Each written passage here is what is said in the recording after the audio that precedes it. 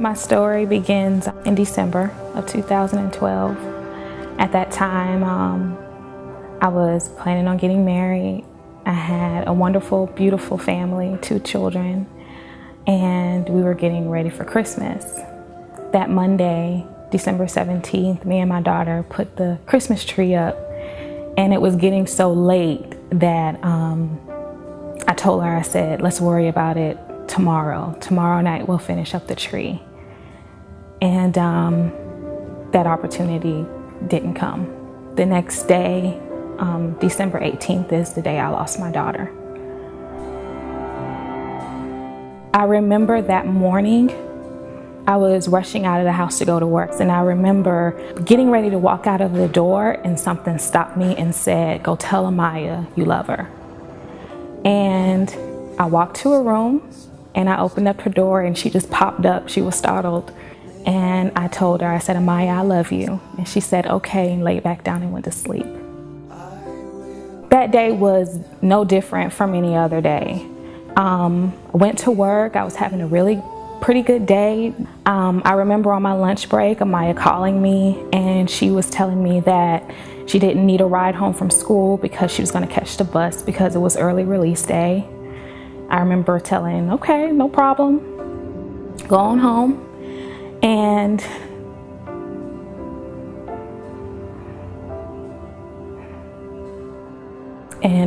that was the last real conversation that we ever had. I got home like as I normally did around 5:30, and when I pulled into our neighborhood, I remember seeing Amaya playing with her friends, and she was sitting on the go-kart, and she was leaned over, and I didn't think of anything. I was just gonna let her stay outside and play with her friends because it was almost Christmas break, and I just wanted her to have fun. And she walked up to the car and she got in. I could see her breathing really, really heavy. And I asked her, I was like, how long have you been like that? And I can't remember even what she told me. I just remember telling her, okay, as soon as we get in the house, you get on your nebulizer.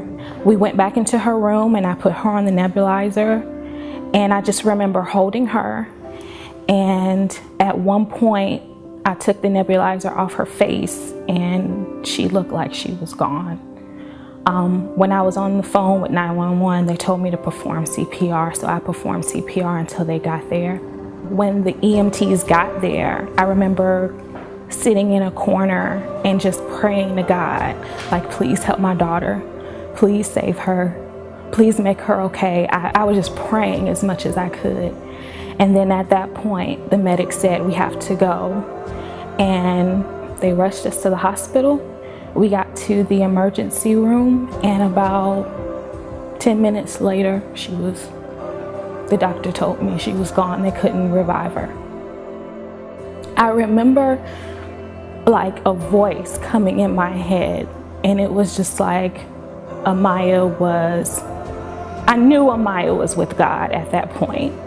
I knew she was, but I was still very much in shock.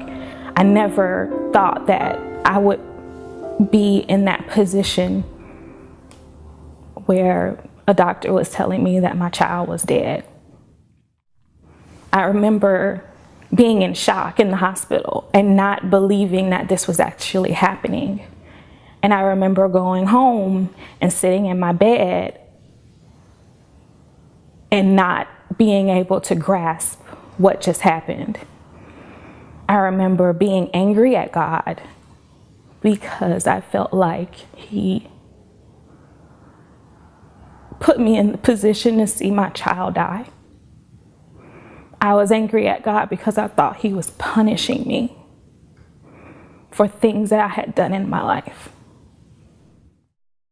And then I went through sadness because she wasn't there anymore. Her presence was no longer there. And I just remember one day just finally giving up the control of wanting to wallow in my own sorrow and just saying, okay, God, you're trying to tell me something. I'm giving everything to you. I can't do this by myself. I can't go through this life by myself.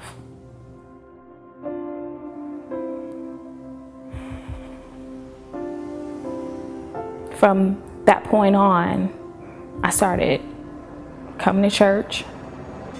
I started talking to God a lot more.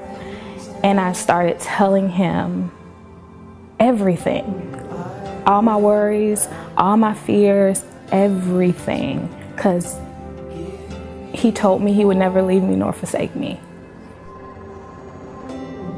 I believe Amaya is with God. I believe she's in a better place. It's just that her absence is what I miss most. I miss her presence. I miss the way she used to say, "Mommy." Just the little things, the way she used to smile in the morning.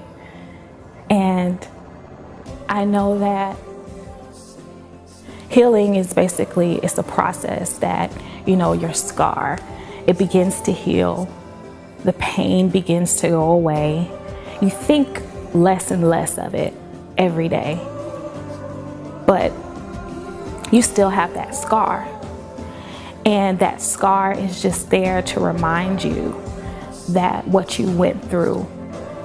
I believe that what I went through in my life can give other people hope that there is light at the end of the tunnel, that the storm that you go through in your life, that God is always with you.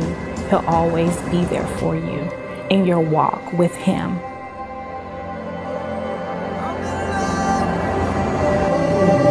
My name is Shayna, and that's my story.